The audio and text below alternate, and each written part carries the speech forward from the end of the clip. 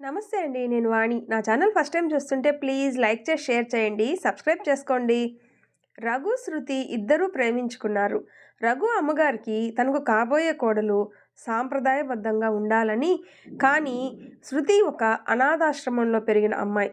తనకి హిందూ ఆచారాలు తెలీదు. అటువంటి పరిస్థితుల్లో రఘు, శృతిల పెళ్లి జరిగిందా? రఘు వాళ్ళ అమ్మలో మార్పు వచ్చిందా? ఇక ఆలస్యం ఎందుకు, కథలోకి వెళ్ళిపోదాం. రఘు ఒక సాఫ్ట్వేర్ ఇంజనీర్. రఘు వాళ్ళది సాంప్రదాయ కుటుంబం. వాళ్ళ అమ్మగారు వనజాక్షి చాలా నియమాలు, పద్ధతులు కలిగిన వారు. ఆమె దృష్టిలో కోడలు అంటే అణకువగా ఆవిడ చెప్పు చేతల్లో ఉండాలని అనుకునేది. ఎందుకంటే ఆవిడ అత్తగారు ఆమెను అలానే అదుపు ఆజ్ఞల్లో పెట్టారు. అందుకే కాబోలు అవే పద్ధతులు పాటించి అత్తమామల ముందు మాట్లాడకూడదు, వారు కుర్చీలో కూర్చుంటే కోడలు కిందే కూర్చోవాలి, ఆధునిక దుస్తులు ధరించకూడదు, ఎప్పుడూ చీరలు మాత్రమే కట్టుకొని అత్తమామల దగ్గర అణిగి మణిగి ఉండాలి అని ఒక చాదస్తపు నియమాన్ని వంట పట్టించుకున్నారు. అదే మూసలో ఆలోచిస్తూ తనకి కాబోయే కోడలు కోసం వెతకడం మొదలుపెట్టారు. రఘుకి పెళ్లి సంబంధాలు చూస్తూ ఉన్నారు. ఎన్ని సంబంధాలు చూసినా అబ్బాయికైతే అమ్మాయిలందరూ నచ్చుతున్నారు, కానీ వాళ్ళ అమ్మగారికి మాత్రం నచ్చటం లేదు. ఏదో వంక చెప్తూ వచ్చిన సంబంధాలన్నీ తిరస్కరిస్తూనే ఉండేది వనజాక్షి. ఆవిడ సమస్య ఒక్కటే, బాగా చదువుకున్న ఆడపిల్లలైతే కొడుకుని ఆమె నుంచి దూరం చేస్తారని, ఆధునిక దుస్తులు జీన్సు, మోడల్ డ్రెస్సు వేసుకున్న అమ్మాయిలు అత్తమామలకు అసలు సేవలే చేయరు అని ఆవిడ అపోహ. అందుకనే ఎంత అందంగా ఉన్నా, ఎంత బాగా చదువుకున్నా ఏదో ఒక వంక చెప్పి సంబంధాన్ని తిరస్కరించేది. ఇదిలా ఉండగా రఘు వాళ్ళ ఆఫీసులో శృతి అనే అమ్మాయి రఘుని చాలా రోజుల నుంచి ఇష్టపడుతూ ఉంటుంది. శృతి అనాథ. చిన్నప్పుడే కారు యాక్సిడెంట్లో తల్లిదండ్రులిద్దరినీ పోగొట్టుకుంది. అప్పటి నుంచి ఒక అనాథాశ్రమంలో పెరిగి పెద్దదైంది. అదొక మిషనరీ అనాథాశ్రమం. ఆ ఆశ్రమానికి సిస్టర్ మేరీ హెడ్గా ఉండేవారు. ఆవిడ చిన్నప్పటి నుంచి శృతిని కన్న బిడ్డలాగా చూసుకునేవారు. శృతి మంచి నడవడిక, తెలివితేటలు కలిగిన చలాకీ పిల్ల కనుక బాగా చదువుకొని తనకు దొరికిన అవకాశాలను ఉపయోగించుకొని ఒక మంచి సాఫ్ట్వేర్ ఇంజనీర్గా ఉద్యోగం తెచ్చుకుంది. రఘు, శృతి ఇద్దరూ ఒకే కంపెనీలో పనిచేస్తున్నారు. రఘుకి చిన్నప్పటి నుంచి కాస్త బిడియం ఎక్కువ. అమ్మాయిలను అస్సలు చూడడు, మాట్లాడు. కానీ చూసిన మొదటి రోజే శృతి రఘుకి నచ్చింది. శృతి ఆఫీసులో చేరినప్పటి నుంచి రఘు ప్రవర్తన మరియు మంచితనాన్ని చూసి రఘుని ప్రేమించడం మొదలుపెట్టింది. ఒకరోజు తన మనసులోని ప్రేమను రఘుకు చెప్పాలని అనుకుంటుంది శృతి. కానీ రఘు తిరస్కరిస్తాడేమో అన్న భయంతో చెప్పలేక ఆగిపోతూ ఉంది. రఘుకి శృతి మీద మంచి అభిప్రాయమే ఉంది. శృతి అందం, తెలివితేటలకి పడని మగవారెవ్వరూ ఉండరు అంటే అతిశయోక్తే కాదు. అలాంటి అందం ఆమెది. అదే ఆఫీసులో పనిచేస్తున్న చాలామంది అబ్బాయిలు శృతిని పెళ్లి చేసుకుంటామని చాలాసార్లు అడిగారు. కానీ శృతి మనసులో రఘు ఉండటంతో తను ఎవరిని అంగీకరించేదే కాదు. అక్కడ రఘు ఇంటి పరిస్థితుల కారణంగా తన తల్లి మనస్తత్వం తెలిసిన రఘు శృతి అంటే ఇష్టం ఉన్నా తన ప్రేమని తెలపలేకపోతూ ఉన్నాడు. ఒకరోజు శృతికి రఘుకి పెళ్లి చూపులు చూస్తున్నారని తెలిసి ఇక ఆలస్యం చేస్తే రఘు దక్కడు అనే అభిప్రాయంతో తన మనసులో మాట రఘుతో చెప్తుంది. శృతి ప్రేమిస్తున్నాను అని చెప్పిన వెంటనే రఘు శృతితో తన మనసులో మాట చెప్తాడు. నువ్వు వచ్చిన మొదటి రోజే నాకు చాలా బాగా నచ్చావు శృతి. నీ టాలెంట్ చూసి ఇంకా బాగా నచ్చేశావు. ఒకే ప్రాజెక్టులో కలిసి చేస్తున్నా ఎప్పుడూ నీతో ఒక్క మాట కూడా మాట్లాడలేదు. ఎందుకో తెలుసా, నిన్ను ప్రేమించి నా జీవితంలో నీకు చోటిస్తే అది నేను నీకు అన్యాయం చేసినట్టే అవుతుంది అని చెప్పాడు రఘు. రఘు మాటలు విన్న శృతి ఆశ్చర్యపోయింది. అదేంటి రఘు, ప్రేమించినప్పుడు జీవితంలో స్థానం ఇవ్వడానికి ఏమి అభ్యంతరం నీకు అని అడుగుతుంది. శృతి, నీకు తెలీదు, మా అమ్మవి అన్ని పాతకాలం పద్ధతులు. ఆడపిల్లలు జీన్స్ వేసుకున్నా, ఫ్యాషన్గా తయారైనా, ఉద్యోగాలు చేసినా ఆవిడికి నచ్చరు. ఇప్పటికే ఎన్నో సంబంధాలు చూస్తున్నారు, కానీ ఇవే కారణాలు చెప్పి అన్నీ క్యాన్సిల్ చేశారు అని తన ఆవేదన శృతితో చెప్పాడు రఘు. నీ సమస్య ఇదే అయితే నా దగ్గర పరిష్కారం ఉంది రఘు. నాకు నువ్వు కావాలి. నా జీవితంలో తల్లిదండ్రులను కోల్పోయాను. నన్ను సిస్టర్ మేరీయే పెంచారు. నిన్ను చూసిన మొదటి రోజే నాకెందుకో నీలో నాకు కోల్పోయిన ప్రేమ దొరుకుతుంది అనే ఆశ ఏర్పడింది. అందరూ అబ్బాయిల్లాగా అమ్మాయిల్ని చూసి వెంటపడవు. నీ పనేదో నువ్వు చూసుకుంటావు. నువ్వు ఆడవాళ్ళకిచ్చే మర్యాద, నీ తల్లిదండ్రులు నేర్పించిన సంస్కారం నన్ను కట్టిపడేశాయి. నీకు మీ తల్లిదండ్రులకు నచ్చే విధంగా నేను ఉంటాను. మీ అమ్మగారికి నేను చేసే ఉద్యోగం, నా వస్త్రధారణ అభ్యంతరమైతే నీకోసం వాటన్నింటినీ వదులుకొని వస్తాను అని అంది. తనకు నచ్చిన అమ్మాయి తన జీవిత భాగస్వామిగా వస్తాను అంటే అంతకన్నా ఇంకేం కావాలి? తన తల్లిదండ్రులను, వాళ్ళ అభిప్రాయాలను గౌరవిస్తాను అంటే జీవితంలో అంతకంటే కావాల్సింది ఏముంటుంది? శృతి మాటలకి చాలా సంతోషిస్తాడు రఘు. రఘు వెళ్ళి వాళ్ళ అమ్మకి తన మనసులో మాట చెప్పాడు. నాతో పాటు ఉద్యోగం చేస్తున్న అమ్మాయి అంటే నాకు చాలా ఇష్టం అమ్మా. ఒకసారి తనని చూడు, మీకు కూడా తప్పకుండా నచ్చుతుంది. ఆ అమ్మాయికి కూడా నేనంటే చాలా ఇష్టం. మన సాంప్రదాయాలకు కట్టుబాట్లకి తగ్గ పిల్ల. ఒకసారి నువ్వు చూసావంటే నీకే తెలుస్తుంది అని అంటాడు రఘు. శృతి కూడా సిస్టర్ మేరీకి వెళ్ళి రఘు విషయం అంతా చెప్తుంది. మీ బ్లెస్సింగ్స్తో మీరు ఒప్పుకుంటే ఇద్దరం పెళ్లి చేసుకుంటాం. కాకపోతే చిన్న ప్రాబ్లం సిస్టర్ అని చెప్పింది. ఆ మాటలు విన్న సిస్టర్ ఏంటి శృతి అని అడుగుతుంది. వాళ్ళ అమ్మగారు సాంప్రదాయాలు కట్టుబాట్లు కలిగిన మనిషి. ఆవిడికి కోడలు ఉద్యోగం చేయటం ఇష్టం లేదు.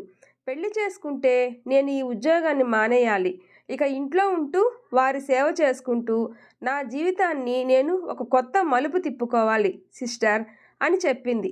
ఆ మాటలు విన్న సిస్టర్కి అది నచ్చలేదు. శృతి, ఏ రోజుల్లో ఉన్నావు నువ్వు? ఆడపిల్లలు వాళ్ళ కాళ్ళ మీద వాళ్ళు నిలబడడానికి స్వేచ్ఛ కోరి కట్టుకున్న భర్తనే ఎదిరించి అవసరం లేకు అనుకుంటే వదిలేసి విడిగా వచ్చి బతుకుతున్న రోజులు ఇవి.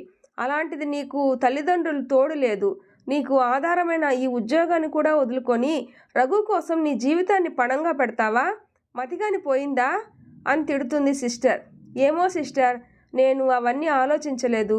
రఘు నాకు తోడుగా ఉంటే నా జీవితం అంతా హాయిగా ఉంటుందని ఏదో తెలియని భరోసా. రఘు కోసం ఏదైనా చెయ్యాలనిపిస్తుంది అని చెప్పింది. ప్రేమ గుడ్డిది శృతి. ప్రేమలో ఉంటే కళ్ళ ముందు నిజాలు కనిపించవు. సరే శృతి, నీ ఇష్టం. కానీ నీకు నేను కన్నతల్లిని కాకపోయినా ఇన్ని సంవత్సరాలు కళ్ళల్లో పెట్టుకొని పెంచానమ్మా. నువ్వు ఎక్కడున్నా సంతోషంగా ఉండాలి, అదే నేను కోరుకుంటాను అంది సిస్టర్. ఇక శృతిని వాళ్ళ అమ్మకు చూపించాలని రఘు అనుకుంటాడు. అందుకని చీర కట్టుకొని లక్షణంగా తయారై వాళ్ళ ఇంటికి రమ్మని శృతికి చెప్తాడు.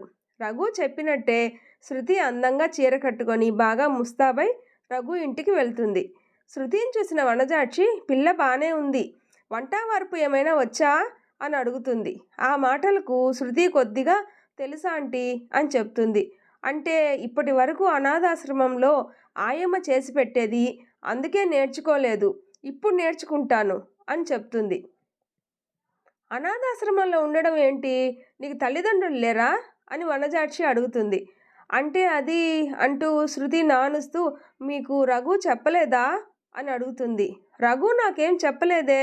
అంటే నీకు తల్లిదండ్రులు లేరా అని అడుగుతుంది వనజాక్షి. లేరు ఆంటీ, చిన్నప్పుడే అమ్మా నాన్న యాక్సిడెంట్లో పోయారు. అప్పటి నుంచి నేను అనాథాశ్రమంలోనే సిస్టర్ మేరీ దగ్గర పెరిగాను అని చెప్తుంది. చర్చిలో పెరిగావా? నీకు పూజా పునస్కారాలు వచ్చా? అసలు మా దేవుణ్ణి పూజిస్తావా అంటూ వనజాక్షి శృతిని ప్రశ్నలతో సంధించింది. నాకు ఊహ తెలిసినప్పటి నుంచి నేను యేసు ప్రభుని ప్రార్థించాను.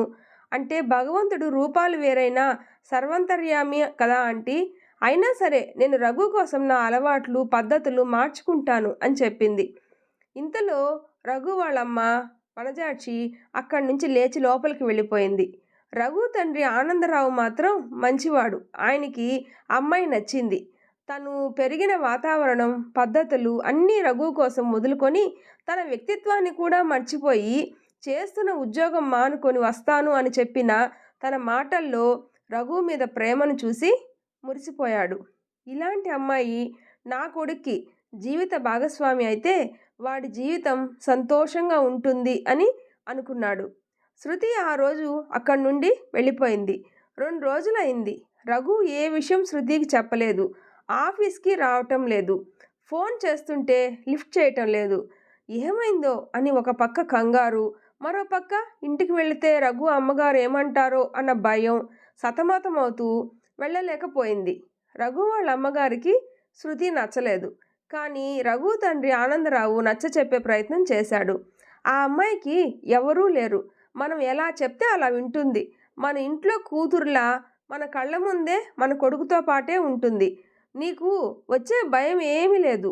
తను రఘుని ఎంతగానో ప్రేమిస్తుంది. మన వాడి కోసం కూడా కొంచెం ఆలోచించు. వాడు ప్రేమించిన అమ్మాయి కోసం వాడు మనల్ని వదిలి వెళ్ళిపోతే నువ్వు ఉండగలవా? ఇంక నీకు ఏంటి సమస్య అని అడిగాడు. అయినా కూడా వనజాక్షి ససేమిరా ఒప్పుకోలేదు. ఎవరికి పుట్టిందో, ఏ కులమో, చర్చిలో పెరిగి పెద్దదయిందంట.